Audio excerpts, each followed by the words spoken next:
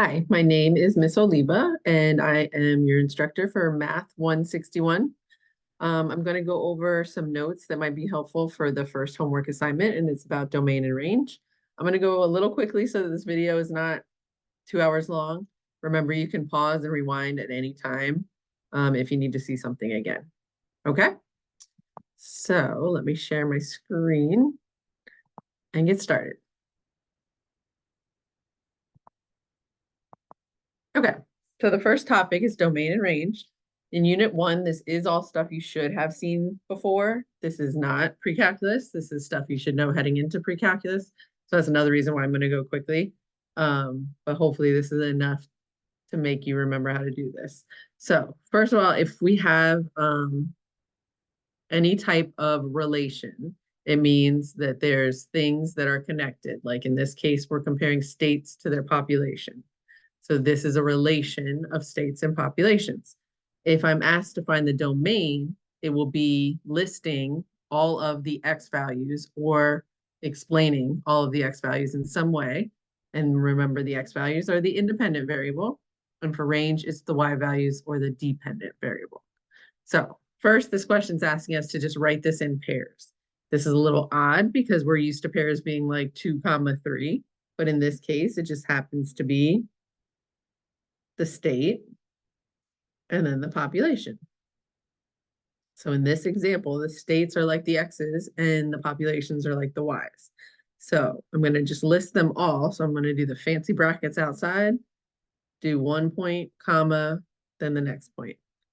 So the next one would be Texas and its population, comma, the next one would be Utah and its population.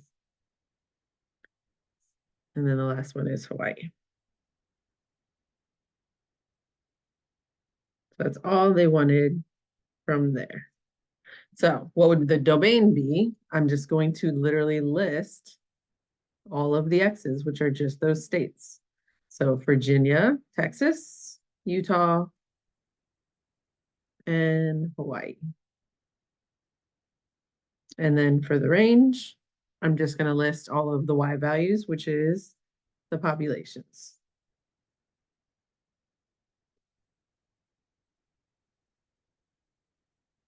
It's a little confusing because there's so many commas. So I'm going to do bigger commas in between. Make sure you can see that.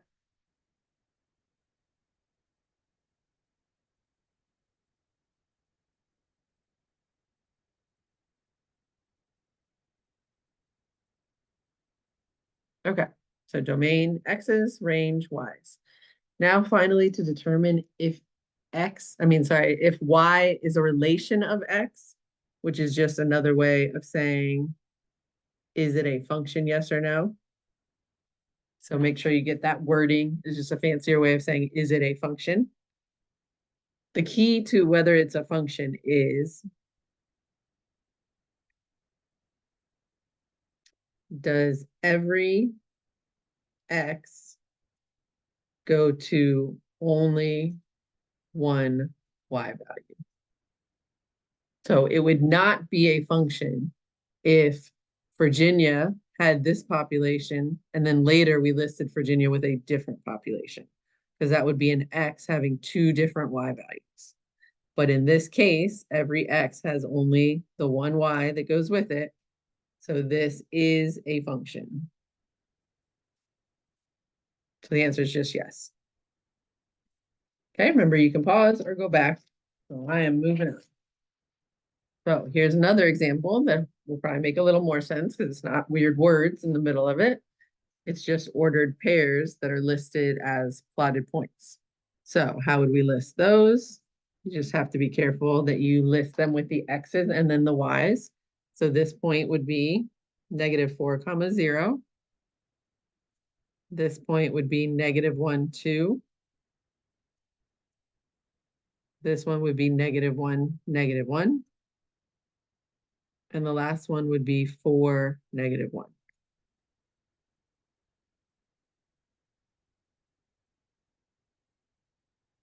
So I just listed those 4 points. Again, for the domain, I just care about the x's. So you can go back over here, or it's a little easier to just look at the list you just wrote and just put the x's down. I don't know if it'll mark it wrong if you don't do this, but typically they're written in order. And if one of them happens more than once, you don't need to write it more than once. Because what is the point of the domain? We're just listing all of the different x's that were used. So we do not need to write -1 twice. So it would be those. And then for the range, same thing, but it's the y values. The smallest y value I see is -1. Again, it happened twice, but I only write it once. And then I see a 0 and I see a 2. So that's the domain and the range. And then is it a function? Well, looking at the points, do you see that -1 goes to the y value of 2 here, but -1 goes to a different y value here? So that is what we do not want to happen. So it is not a function. Another way to do this is if you have a graph, which we do, is just to make sure if you were to draw vertical lines all over the place, we only want to ever hit one of our points. So that would hit once, but do you see how here we would hit it twice? So that is called the vertical line test.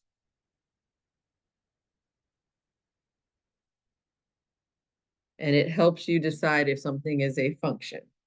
Because anytime a line would hit more than once, it means it is not a function. Okay? So if you want to pause and try these quickly, just answer yes or no if these are functions or not, and then I will be doing them. But I'm trying to find a different color. So let me pause.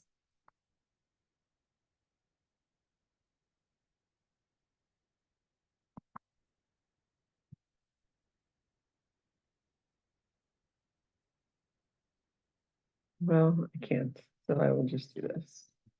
Okay, so for A, if you've tried it, you thought, is there any weird spot where I would hit more than once? No, it looks like we would always hit this wiggly graph only one time. So that means, yes, it would be a function. B is trickier because I would definitely just hit once somewhere like that and that. But here, it looks like I'm hitting twice, but I'm not. Because that is a closed circle and this is an open circle. An open circle means we're not really at that point. The reason it's drawn though is because we go everywhere just up into that point. So there'd be no way to show that except for this. So be careful. Even if it looks like you're hitting twice, if one of them is an open circle, you're really just hitting once. So this one looks weird, but it's actually fine also. Okay, for C, this is a different way to look at it. So just remember what we're looking for. We want every X to go to only one Y. So 1 is going to -1, 2 is going to 0, but then also going to 5. So this is a problem. So this one is a no. So this one also looks like something weird's happening, but let's be careful. 1 is going to -1, so that's fine. 2 is going to 3, so that's fine. 3 is only going to 3. So this is fine. It's okay if they share the same y. We just don't want the x to be shared, basically. We don't want the x to go to two different y's. So this one, even though it looked a little weird, is fine. So make sure you're seeing how to tell if it's a yes or a no. Okay, so what if we don't have a graph? The easiest way to do it if we don't have a graph is to think about what the graph would look like if you can. So if it's something pretty standard like these, you should know what these look like. The trickier ones are the ones that do not have the y equals, but once you see it once or twice, I think you'll get the idea. So y equaling x squared, that is something you should be comfortable with how it looks. It's a parabola. Even if there were extra numbers inside, outside, that would just move this parabola around, but it would still have this general shape. In this general shape, we would only ever hit one time. So is this a function? Yes. But an interesting thing happens when the x's and the y's are flipped in this case. This does look like a parabola still, but it gets kind of flipped, not down, but on its side. Because it's on its side, there would be an issue. If we did the vertical line test, we would hit twice in many spots, right? But all it takes is one. You hit twice in one spot, this is not a function. So this one is not a function. This is a absolute value graph, which hopefully you know is, hold on. I cannot seem to find how to pause this.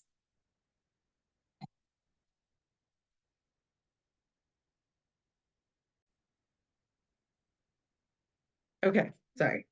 So absolute value graphs are all V shapes. The only thing this 3 is going to do is make it a little wider. So it would just end up being a wider V shape. But the point is, any absolute value written in this form where the y equals the other stuff will be fine, just like the parabolas. They only hit once, so are they a function? Yes. Okay, and then finally, we're flipping it again. So hopefully you could guess what's going to happen with our V shape. It's going to flip to the side. So this is going to be a similar V shape, which means these are straight. That's the difference between an absolute value graph and a parabola. They're straight lines instead of curved lines, but same thing's going to happen if it's on its side like this, is we will be hitting twice. So it is not a function. Okay, so if you have a graph, or you can at least think about what the graph looks like, the key is going to be these vertical lines.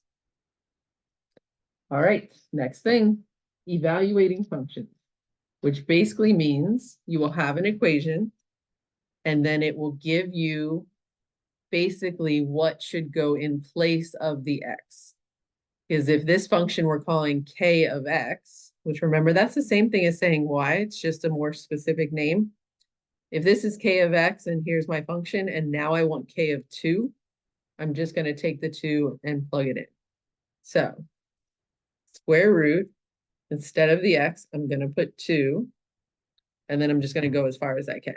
So 2 plus 7 I can obviously do, and the square root of 9 is nice. So I'm going to go all the way to there. So next one, similar. Instead of the x, I'm going to plug in a -2. I'm just going to be careful with my negatives and positives here. That gives me 5. And the square root of 5 is not a nice number. So this time I would just stop here. Unless the directions were telling me to like round to the nearest 10th, then I would go ahead and put this in my calculator. But if it doesn't tell me to round and it's not nice, you just stop here. Okay, so here's where people start getting confused, when we don't just have a nice little number that we put in for the x. So just go slow and do the exact same thing you did with whatever they put here, even if it looks crazy. So what are they telling me to put instead of the x? So if you want, when these get weirder, you could start by doing that, kind of leaving a space where that x is to put whatever they want. So if they want me to put 4xyz HKL, I'm going to put 4xkl, whatever I just said in there. Okay. But in this problem, what are they telling me? They're apparently telling me to put x plus h, which feels odd because instead of an x, you're putting an x, but that's what they told me to put, x plus h. So now I'm going to, again, do anything I can do. I had parentheses here just to make sure I didn't mess up where I wanted to put it. But in this case, those parentheses aren't really doing anything, right? So I basically just have x plus h plus 7 inside, and there's nothing I can do to make that any nicer. So this isn't hard, it just feels odd, so a lot of people do some funny stuff. Instead of the x, put what it said, simplify it if you can. If you can't, you just leave it. So now, again, if you want to pause and try this one, all you're going to do is plug in a 2a. So you can use the parentheses if you want. Again, they're not going to matter in this case, but sometimes they are very important because sometimes you have to square everything in that parenthesis or distribute a 3 that's outside. So when in doubt, use the parenthesis, but then just pay attention. Did I really need to here? No. So 2a plus 7 is just fine by itself. So that is evaluating functions. So again, if you want to pause and try this one, go for it. This is a b. So you're just plugging in the b. And this is again an x plus h, but this is going to be tricky to kind of evaluate, meaning make it as nice as possible. So feel free to pause, try both of these, and then play and see how you did. Since it's just a b by itself, I'm not going to use parentheses. Again, you can, but I know that putting a b instead of the x is not going to be very tricky. So that's it for that one. But the next one's definitely going to be trickier. So instead of 5x squared plus 4x, I'm going to start by doing that to kind of leave that spot where I'm going to put this because I know it's going to be trickier because there's more happening here. So instead of the x, I'm putting x plus h. Instead of the x, I'm putting x plus h. Okay, not too bad. But now I want to make this nicer, and here's where you need to be careful. First thing you'd have to do is not distribute that 5 because you always do exponents before you do multiplication. But if you think that x plus h squared is x squared plus h squared, if you think that's equal, you are incorrect. So be careful. What does x plus h squared mean? It means I have one of these times itself. And when we have something like this, do you remember foiling it out? So there's going to be more involved in here than just this nice little made-up shortcut that is not true. So I'm going to do that in a second. But while I'm at it, I'm going to do this one because it's easier. For this one, all I have to do is distribute that 4. So why am I distributing this 4, but not this 5? Because this stuff's being squared and I need to deal with that first. Okay? So my next step is to go ahead and do that. So I'm going to leave the 5 for now. X times x, x times h. H times x, you could put hx, but hx is the same as xh. And so I'm going to go ahead and write it the same way as this one so I can definitely notice they're the same and I can put them together in a second. Okay? Plus an h times an h is h squared, not 2h. Okay? H times h is h squared. So I have all of this happening plus this plus this. And I'm running out of room. So I'm going to just write here that these I could put together to make them, sorry that I'm running out of room, 2xh, right? One of these plus one of these would be 2 of these. So I just reduced that real quickly. So now I can distribute my 5. 5 to x squared. 5 times this 2xh would be 10xh. Plus h squared plus 4x plus 4h. I'm just writing it all out now. So now I can do the last step, which is putting together anything that I can put together. And there is nothing. So you can mix up the order a little bit, but stopping here is totally fine. Because you see that nothing matches, right? X squared and x are not the same thing. You cannot put those together. Same thing with the h squared and the h. So that one's done. So I would definitely maybe try that one once or twice until you get the hang of it. But I'm going to move on. Finding x and y intercepts. So the key to finding an x and y intercept is remembering that when you have an x-intercept, the y value will always be 0. And when you have a y-intercept, the x value is always 0. So that's the key to how we're going to find these. So if I wanted to find, let's say, the x-intercept first, I would plug 0 in for the other letter, which is the y, and then I would just solve. So I would add 3, I'm not going to show all my work here, and divide by 2. You could get a decimal, but I'm just going to leave it as a fraction.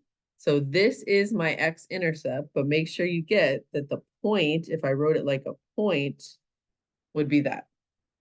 3/2 or 1.5 comma 0. That's my x-intercept. Now I'm going to separately do my y-intercept by starting over and plugging in the 0 for the x. So y equals 2 times 0 minus 3. 2 times 0 is 0, so I'm just not going to write it at all. So really, I just have minus 3. So again, what would that point be? It would be 0, negative 3. So an x-intercept should always have 0 for y. The y-intercept should always have 0 for x. If you're not sure why, graph these points and you'll see why that is so necessary. All right, let's try for number 2. So if I wanted to start with my x-intercept, I'm plugging in 0 for y. We don't see a y. So remember, h of x, f of x, g of x, whatever this is basically the same thing as y. So here's where I want to put my 0 for this one. If you're a little shaky on absolute values, your first step is to get the absolute value by itself. So I'm going to add 3 to the other side. But then is the tricky part if you haven't done this in a while. When it comes time to solve an absolute value, you set up 2 different equations. One where x equals whatever it says here, but then another problem where this would equal the opposite of what was there. So there's 2 answers, and if that seems weird, think about it. If I plugged a 3 in here, isn't the absolute value of 3, 3? So that one works.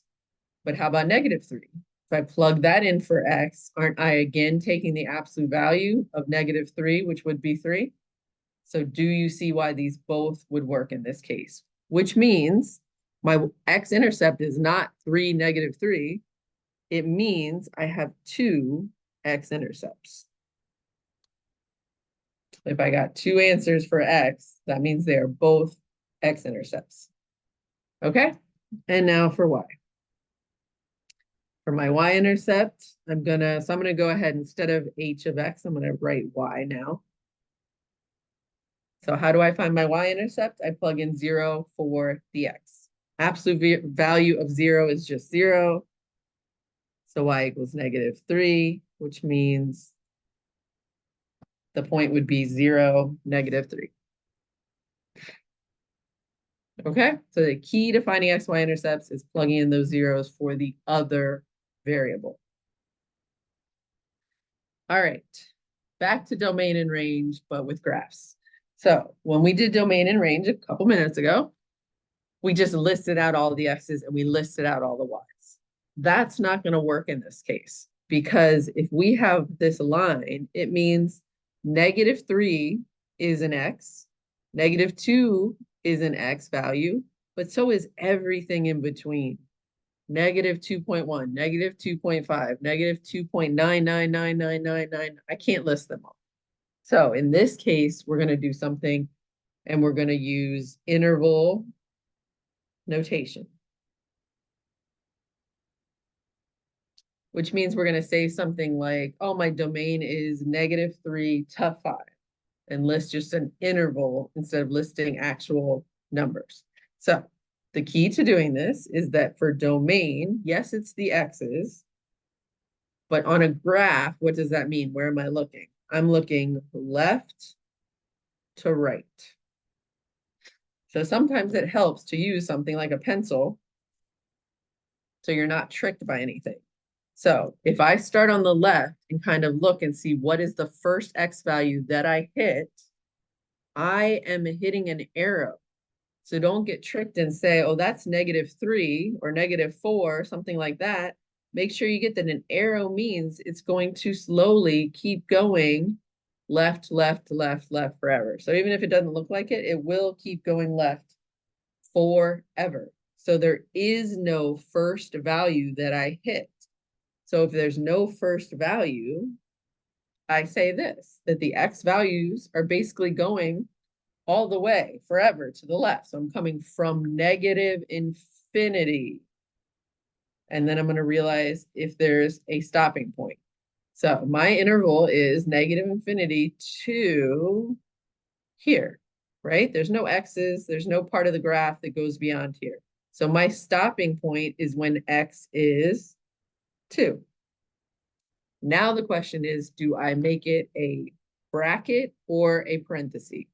Here, there's no question. So maybe write a note if you didn't know that. Always use a parenthesis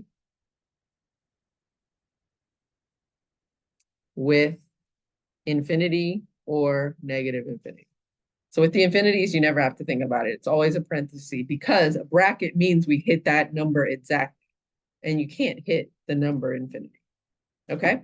But this one we need to check. So am I hitting this 2 exactly? No, because an open circle means I don't ever really get to that number, but I get right up to it. Again, 1.999999999 forever. So that's why we have to show it this way, because I can't put a solid circle at 1.9999999 forever. There's no way for me to show that. So this is how I show that, yes, every single decimal is included, but the number 2 itself is not. So we need a parenthesis to show that. Every number from negative infinity up to 2, not including the 2, is used in this graph for the X's. So now for the Y's. For the Y's, which is your range, we go from bottom of the graph to the top of the graph to show the different Y values being used, right? Well, if I take my little pencil and try to find the lowest, the most bottom Y that's being used, I again hit an arrow, which means it's going down forever again. So got to show that the same way. Again, we have no lowest number. It goes forever. But again, and this doesn't always happen, sometimes the domain and the range are totally different sometimes. But in this case, it does come from negative infinity again, and it does have a stopping point. But it's not where that open circle was. Do you see that there's higher? So that's why the pencil helps to not get stuck on things that happen in between. We only care about the lowest and the highest, unless there was some big break in the graph where it wasn't anything. But in this case, every single number, right? I'm hitting a part of the graph everywhere until this number. And again, that number happens to be 2. But do you see the difference that this time that's not an open circle? So I do need to use the bracket to show that 2 is part of the range. So this definitely takes some practice. So we are going to do a few of these together. And then obviously you have your homework to try some more. So again, if you want to pause, try at least the first 2 of these and then see how you do. Might be a good idea. Domain. I'm coming from the left. I hit an arrow. That means there's no smallest X value. It goes forever. And then I keep going and going to get to my biggest X value, but I hit another arrow. This is what confuses a lot of people because that arrow is pointing down. So they want to say negative infinity again. But remember, we're talking about the X values right now.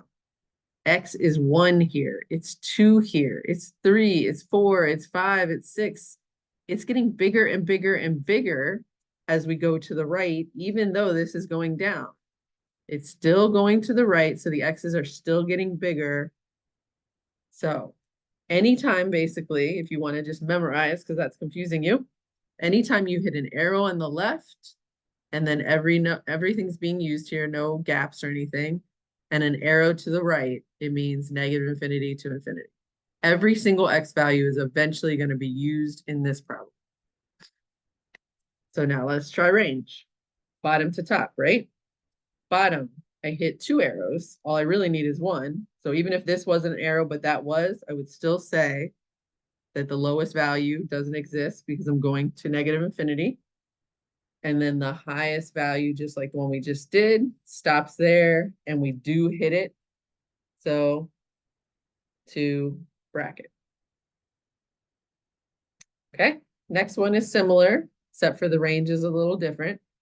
Coming from the left, I hit an arrow. Going to the right, I hit an arrow. So the domain is again negative infinity to infinity.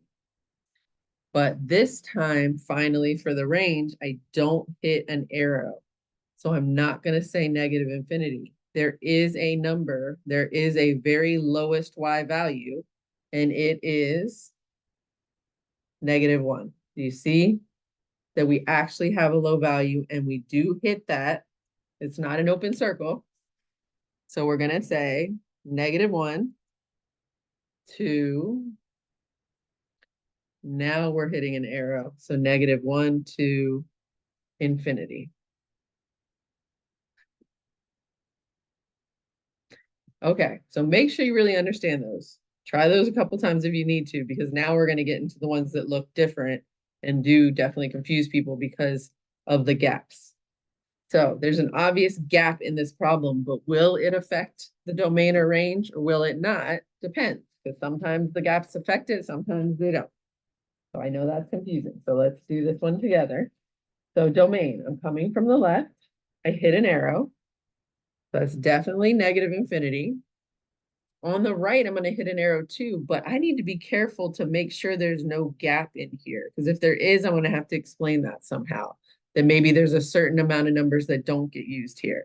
But in this case, if I come from the left, where there's a gap, every x value is being used. Because in this spot, I have an x value being used. And then from there, I have these. So do you see that even though there's a gap here, it doesn't really affect the x's? There's no gap in the x values. There's no x in between here and here that's not being used in this problem. So I am going to say negative infinity to infinity. So now let's check the y values. Definitely hitting an arrow, again, 2 arrows, but that doesn't matter. As long as you hit 1 arrow, it means all of the y values are going to be used going down. So I'm coming from negative infinity. And again, I have to check on this gap because this gap could really affect the y's, right? If none of these were being used ever. But do you see where there's a gap here? Those y values are being covered with this line. So really, if I start from the bottom and check carefully, anywhere this pencil is, there is a line somewhere. So there really is no gap, right? Yes, I see one, but as far as the y values being used, where there's a gap here, there's a line here. So all the y values are totally covered until this open circle. So where is that open circle? It looks like 3. But since it's an open circle, parentheses. All right, another weird one. So again, I'd recommend trying it and then watching me do it. So pause and try it. Coming from the left, I hit an arrow. I'm going to be very careful to see if there's any gaps in the x's here. All right, there's the x is being covered here because where there's an open circle, it's here, and then it continues. And then when there's an open circle, it's here, and then continues. So it might take a little practice to see that there's really no x values that aren't used from here to here. So since I'm hitting another arrow, it really, even though it doesn't look like it at first glance, is negative infinity to infinity. Now for the y values. no arrow. So I'm definitely starting at a number. That number is -1. Even though there's an open circle here, there's a solid one here. So -1 is definitely being used. But do you see that we finally do have a real gap? After that -1, do you see that the y's don't exist between here and here? There is no line or point anywhere until here, then it starts up again, right? So how do we write that? It's kind of going to be fancy. We're going to use our fancy brace to just list the number 1, because I'm not using this because I'm not going to say from 1 to this is everything being used. Just 1 and then a gap, right? So I'm going to say just 1. I'm going to end the brace to say that. Just 1. And then whenever we're trying to say this and also this is part of our answer, we use the U in math. It means union, that all of this is a part of our answer. So I'm saying -1 union. Where does this interval start? 0, comma. Now let me be careful because it looks like there's another gap. But do you see that this gap I don't have to worry about? Because where there's no y's happening here, they are happening here. So from 0 all the way to that arrow is actually covered at some point. So that would mean 0 to infinity. Oh, is the 0 being used? Yes, even though it's not a huge circle, if there's no open circle, the 0 is part of our answer. So I do need to make that a bracket. So fancy brace, I'll write it again here since I kind of wrote it weird. Fancy brace to say that just oh my gosh, one more mistake. So just -1, I'm sure some of you were trying to correct me. So brace to show that -1 is one of the numbers being used for our y's, but then there's a gap until 0. But at 0, everything is covered until that arrow, which means 0 to infinity. So fancy brace, -1, union, bracket, 0 to infinity. I'm glad I kind of relooked at that, so I didn't find out later I did this wrong and have to remake this whole video. Okay, so this was one of the weirder ones, so definitely look at that once or twice, and there is one like that in your homework. Okay, I think this is the last thing. Yes. So this is the last thing. It's again doing domain, but it's with equations where it maybe wouldn't always be easy to think about what the graph looks like, or maybe it would, but I want to show you these without the graph for the most part. Might just talk about the graphs for these absolute values, but for everything else, I'm going to basically just tell you how to do it with algebra. So there's basically 3 different scenarios that can happen. One is you have some kind of an equation where there's x's in the bottom. If that happens, you have to keep in mind that we never want the denominator to ever equal 0. So if there was just -11 down there by itself, this problem would be fine because -11 can't magically turn into 0, right? But with an x, it depends on what x is. It could possibly become 0. So even though we can probably just do this one by thinking about it, here's how you would always handle a denominator 1. Kind of going off to the side and saying, whatever the denominator is, I don't want that to equal 0, and then just solving the equation. So in this case, we would add 11, which means we do not want x to ever be 11. So this one's pretty easy, but the tricky part is they again want it in interval notation, which means like with the infinities and the brackets and the braces. So how do we show that we want every single number except for 11? Well, we start with -infinity, but instead of going to infinity, we only go to the 11, the number we don't want, and we put a parenthesis there to show that we don't want 11 included in this domain, and then say union, start at that 11 again, and go to infinity. So this is a very fancy way of basically just saying every single number except 11.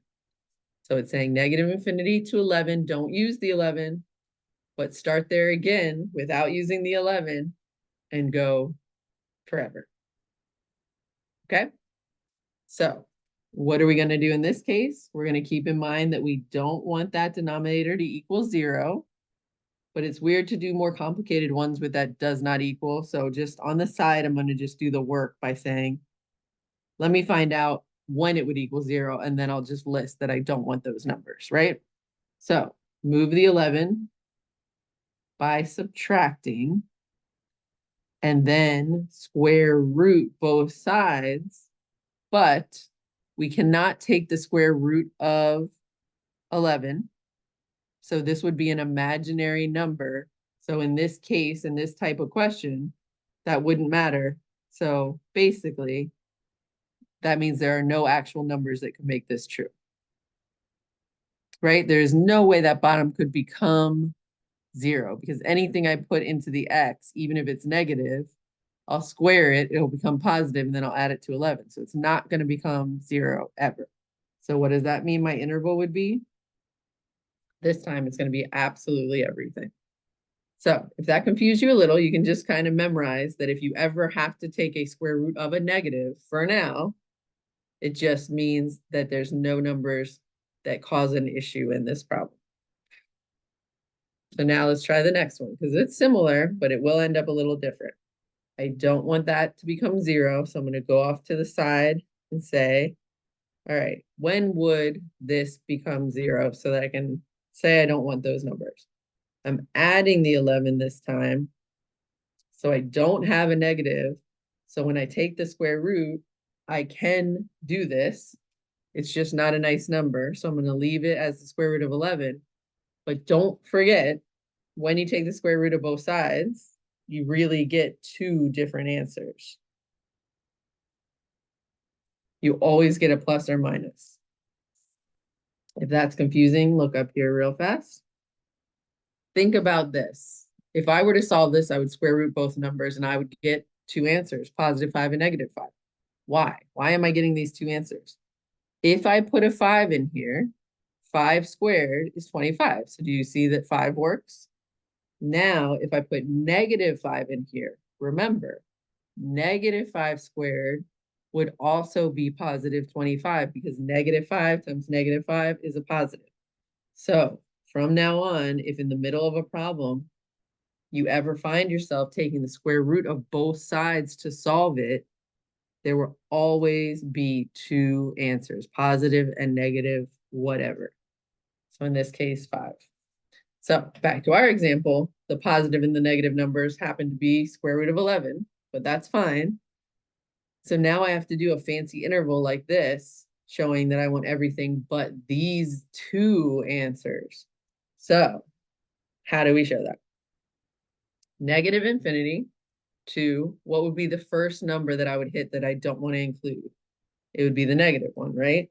So negative infinity to negative square root of 11, comma, starting there again, to, is there another number I don't want? Yes. So I have to go from the negative square root of 11 to the positive square root of 11, and then from that to infinity.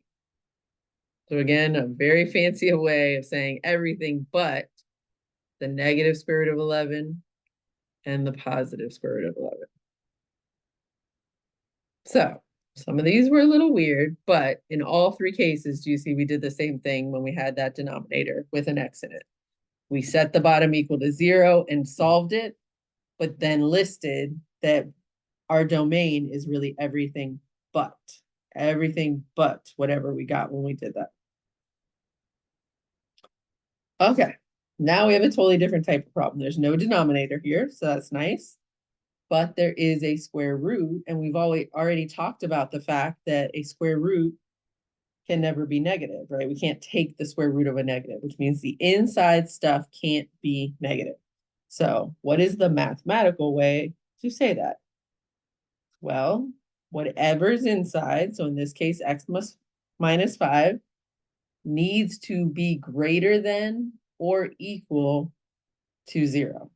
That is the same as saying it can't be negative. We're saying it can be 0, or it can be anything bigger than 0. So for fraction problems with x's, you set the bottom equal to 0, solve, and say you don't want that. For square root problems, you take the inside and say it needs to be greater than or equal to 0. And then you solve. So I would add 5, and that is my answer, but now we have to think about how to write that. So we need to write an interval that would show that the number 5 is fine, and everything bigger, greater than 5 is also fine. So that would be this. We like 5, so bracket, and we like everything bigger. So those are the x's in our domain. So E is the exact same. So again, you could pause and try this one. Set the inside only, the inside greater than or equal to 0, and then solve. And then be careful how to show it. This time I'm saying that the x's can again be equal to 12, but also less than 12, not greater than. So if I need to be less than 12, I'm not going to start by saying 12 to infinity. I'm going to start by saying negative infinity to 12. So this shows everything less than 12. 12 is the greatest number that can be in my domain. Okay, so D and E, same type of problem. Set the inside greater than or equal to 0 and solve. F is similar, except the square root that we're talking about is in the denominator this time. So it's basically combining the two things we've done, denominators and square root. So that means both of these things have to happen. It can't be negative, and it also cannot be 0. So we're going to basically do the same thing we did here, except we're not going to have the equal to 0 part because it's in the denominator, and things in the denominator cannot equal 0. So x plus 16 can only be greater than 0 this time. Solve by subtracting the 16, and now figure out how you will write that. How will we show in an interval that we want every number bigger than 16? But this time bigger than negative 16. But this time the negative 16 is not part of our answer. So parentheses, start at the negative 16, and we want everything just past it to infinity.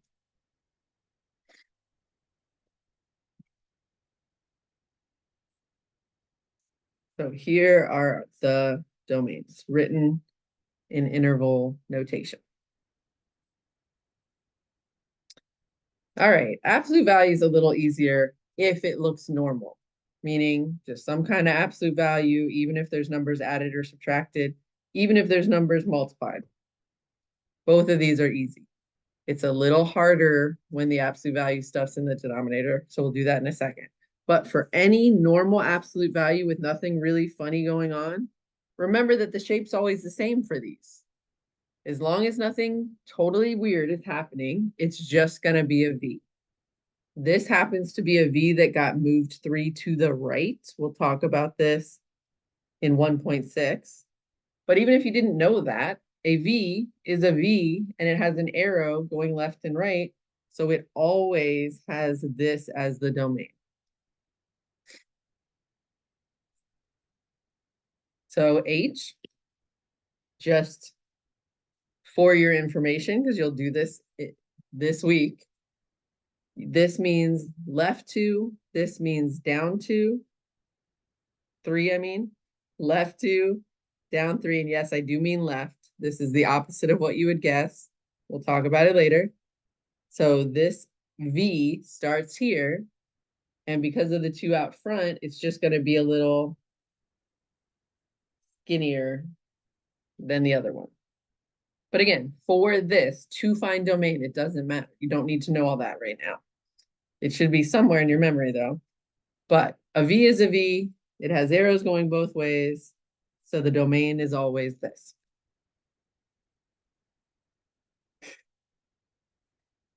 Okay, 1 second. You can look at the last one and make sure you understand why that one's harder.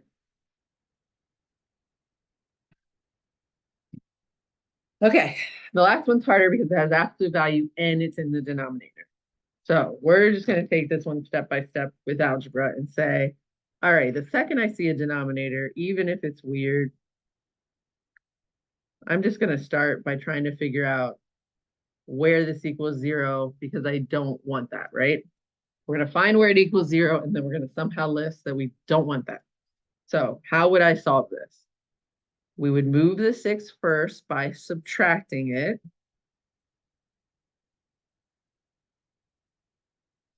But then we would also have to move that negative out front by multiplying or dividing by -1. So we're here. So that was just me getting the absolute value by itself, which is what you always will do if you're trying to solve these with algebra. Now that the absolute value part is by itself,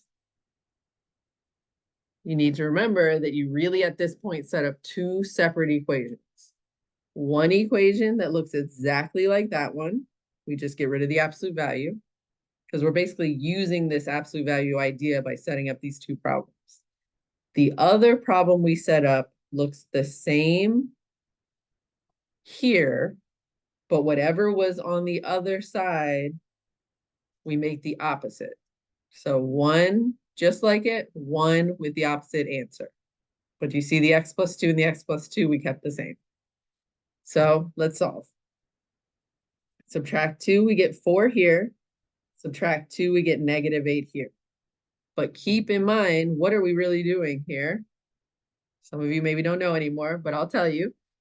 This whole thing was to find, are there any x's we do not want in our problem? And yes, there are two, because both of these x's, you could test it if you want, would make the denominator become 0. So we don't want them. So how do we show this in the fancy interval way?